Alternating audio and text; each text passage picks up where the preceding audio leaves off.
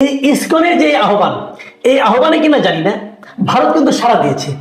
ভারত তাদের মন্ত্রণালয়ের ওয়েবসাইটে, তাদের যে পররাষ্ট্র মন্ত্রণালয় তার ওয়েবসাইটে একটা বিজ্ঞপ্তি প্রকাশ করেছে এবং সেই বিজ্ঞপ্তিতে তারা কিন্তু নানা রকম কথা বলেছে এবং সেখানে তারা বলেছে যে বাংলাদেশে যে সংখ্যালঘুদের উপরে যে অব্যাহতভাবে বিভিন্ন রকম হামলা হচ্ছে, মন্দির ভাঙচুর করা হচ্ছে, মূর্তি চুরি করা হচ্ছে, এই সমস্ত ঘটনা যারা নাকি মূল হোতা তাদেরকে ধরাছোঁয়ার বাইরে তারা রয়ে যাচ্ছে, তাদের কিছু করা হচ্ছে না।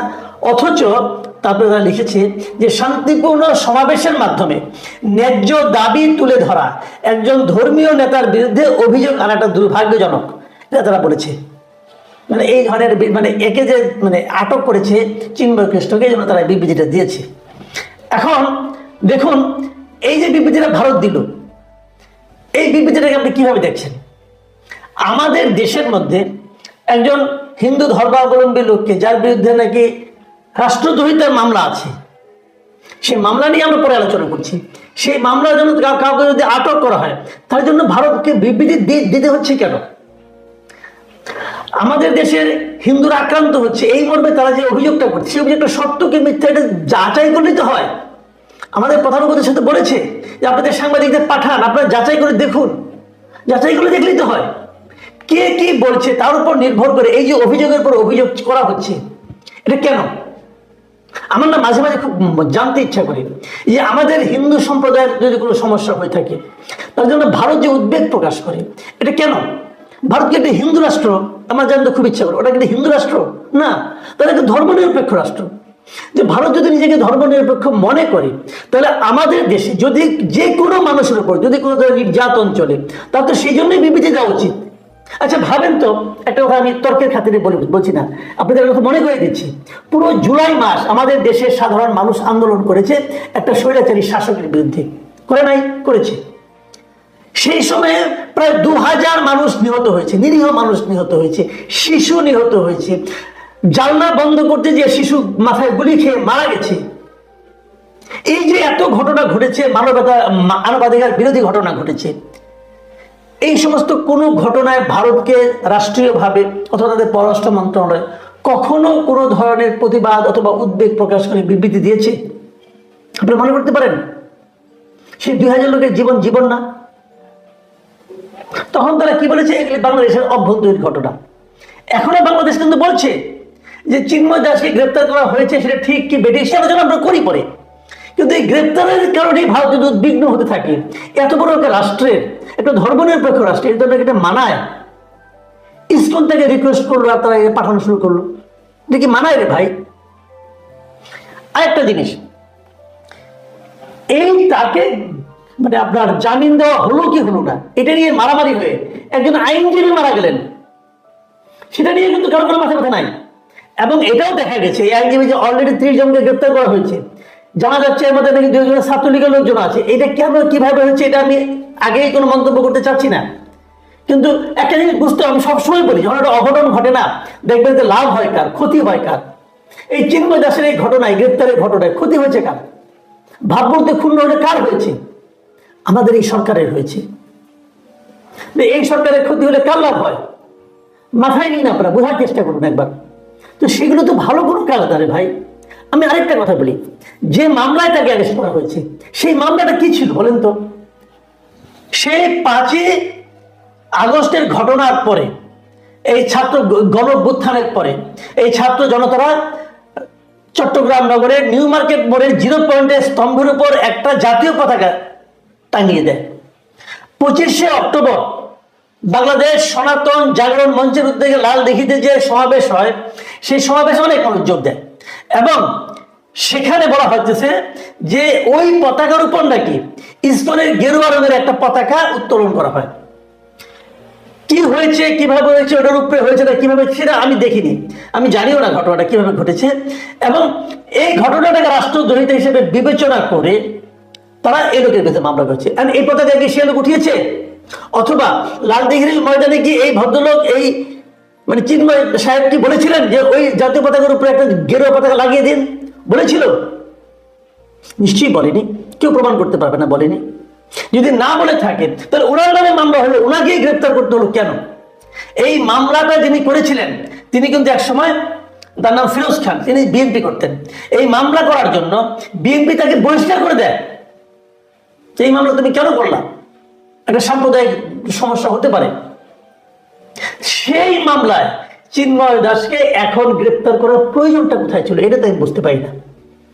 31 অক্টোবরে মামলা হয়েছে, সেই মামলার জন্য এতদিন পরে এসে তাকে গ্রেপ্তার করতে হবে কেন? হওয়াতে কি লাভ আমাদের? কে গ্রেপ্তার করার আদেশটা দিল এবং এতে কি লাভটা হলো? আমি মনে করি এই সমস্ত বিষয় খতিয়ে দেখার প্রয়োজন আছে। আমরা অনেক সময় বলি কিন্তু ঘোড়া পানিতে মাছ শিকার করে, পানিটা কে ঘোড়া করছে, কে মাছ শিকার করতে চায়, এর সুদূর প্রসারী প্রভাবটা কোন পর্যন্ত যেতে পারে কেউ কি ভেবেছেন একবার? যারা সরকারে আছেন তারা বড় বড় কথাবার্তা বলেন, কিন্তু কথা বলার লোকের কোনো অভাব নেই। বিশেষ করে যে সমস্ত ছাত্র নেতারা আছেন গভর্নমেন্টে, তাদের যে সমস্ত রিয়াকশন আমি দেখছি, এই রিয়াকশনগুলি আমাকে আনন্দিত করছে না।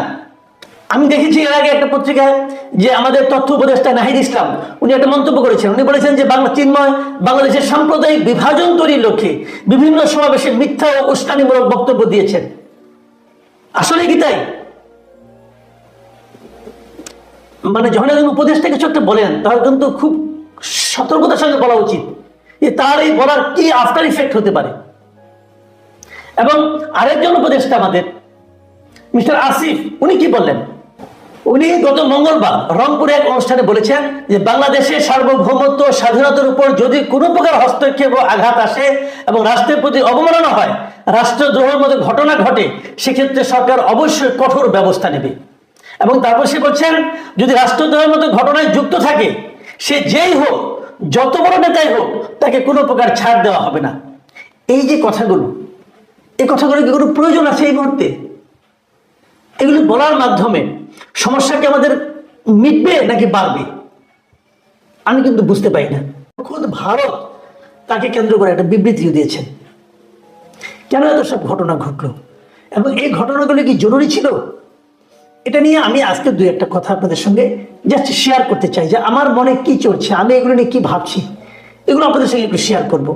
আপনারা ভাববেন, আপনাদেরও নিজস্ব নিশ্চয়ই মতামত আছে, সেগুলো আপনারা শেয়ার করলে আমরা এটা নিয়ে পরে আলোচনাও করতে পারবো। বিষয়টা কি? উনি একজন হিন্দু ধর্মনেতা, ধর্মগুরু বলা যায় ওনাকে, বাংলাদেশের একজন হিন্দু ধর্মগুরু, সম্মিলিত সনাতন জাগরণ জোটের মুখপাত্র উনি, এবং তাছাড়া পুণ্ডরিক ধামের অধ্যক্ষ। এই দুটো হল পরিচয়। উনি কিছুদিন আগে ইসকন নামে যে প্রতিষ্ঠান আছে, সেই ইসকনের উনি একজন গুরুত্বপূর্ণ নেতা ছিলেন, কিন্তু ইসকন তাকে বহিষ্কার করেছে তার কর্মকাণ্ডের কারণে। কি কি কারণে সেটা আরো অনেক কাহিনী, অত কাহিনীতে যাচ্ছি না। এই চিন্ময় সাহেবকে নিয়ে বড় ঘটনাটা যেটা ঘটলো, আলোচনা যেটা ঘটেছে, সেটা সোমবার দিন উনি যখন ঢাকা থেকে চট্টগ্রাম যাচ্ছিলেন বিমানে করে, তখন এয়ারপোর্টে ওনাকে আটক করা হয়। আটক করা হয় কেন? ওনার বিরুদ্ধে একটা রাষ্ট্রবিরোধী মামলা আছে, সেই মামলার কথা বলি। এখন এই রাষ্ট্রবিরোধী মামলাটা কি, সে প্রসঙ্গে আমি একটু পরে আসছি। রাষ্ট্রবিরোধী মামলার কারণে আটক করা হয় না, আটক করে মঙ্গলবার দিন ওনাকে চট্টগ্রামে আদালতে ওঠানো হয়। আদালতের বিচারক ওনার জামিন চাওয়া হয়, ওনার জামিন নামঞ্জুর করে ওনাকে জেলে পাঠিয়ে দেন। যখন ওনাকে জেলে পাঠিয়ে দেওয়ার রায় দেন, তখন যখন ওনাকে প্রিজন ভ্যানে করে জেলের দিকে নিয়ে যাওয়া হচ্ছিল, তখন সামনে ওখানে ওনার ভক্ত, ওনার অনুসারী অথবা অনেকেই কারা ছিল, সবাই তো নিজের নামটা ওখানে বলে দেয়নি, তো প্রচুর লোক এটা নিয়ে নানা রকম হট্টগোল হয়, বাধা দেওয়ার চেষ্টা করে, মারামারি হয়। এবং এই মারামারির এক পর্যায়ে আদালত প্রাঙ্গণে ওখানে একজন আইনজীবীকে কুপিয়ে হত্যাও করা হয়। মজার ব্যাপার হলো যে এই চিন্ময় কৃষ্ণ দাসের আটকের বিষয়ে ভারতের হস্তক্ষেপ চেয়ে আমাদের দেশের একটা প্রতিষ্ঠান বিবৃতি দিয়েছে। আসলে আমাদের দেশের না, ওই দেশের শাখা আমাদের এখানে আছে, ইন্টারন্যাশনাল এটা প্রতিষ্ঠানটা, তার নাম হলো international society for Krishna consciousness. এই হলো প্রতিষ্ঠানটার নাম। নামটা শুনে আপনার একটু অবাক হচ্ছে, এত বড় নাম, এটা কি? বাট এই প্রতিষ্ঠানটাকে আপনারা সবাই চিনেন, কারণ এই যে নামটা বললাম, international society for Krishna consciousness, এর সংক্ষিপ্ত নাম হলো ইসকন। এই ইসকন কিন্তু ভারতের হস্তক্ষেপ চেয়ে একটা বিবৃতি দিয়েছে, এবং সেখানে ইসকন কি বলেছে? তারা বলেছে যে বাংলাদেশে ইসকনের গুরুত্বপূর্ণ নেতা এই চিন্ময় কৃষ্ণ দাস, তাকে অবিলম্বে মুক্তি দেওয়ার আহ্বান জানিয়েছে। মজার ব্যাপার হলো এই তারা বিবৃতি দিয়েছে যখন, মানে সোমবার, এর আগে এই মাসের নভেম্বর মাসের 8 তারিখে তারা কিন্তু একটা সংবাদ সম্মেলন করে, ইসকন একটা সংবাদ সম্মেলন করে চিন্ময় কৃষ্ণ দাসকে ইসকনের যাবতীয় কার্যক্রম থেকে অব্যাহতি দিয়েছিল। মানে যাকে তারা অব্যাহতি দিয়েছিল তার জন্য এখন তারা ভারতকে হস্তক্ষেপ করার জন্য আহ্বান জানাচ্ছে, এবং তারা ভারতকে বলতেছে যে সেই লোকটা হলো আমাদের গুরুত্বপূর্ণ নেতা। ভাবুন এগুলো কি? এটা কি রাজনীতি, নাকি একটা সমস্যা, একটা সংকটকে ছড়িয়ে দেওয়ার একটা প্রবণতা অথবা ছড়িয়ে দেওয়ার একটা প্রচেষ্টা? এটাকে আপনি কিভাবে নেবেন? মজার ব্যাপার হলো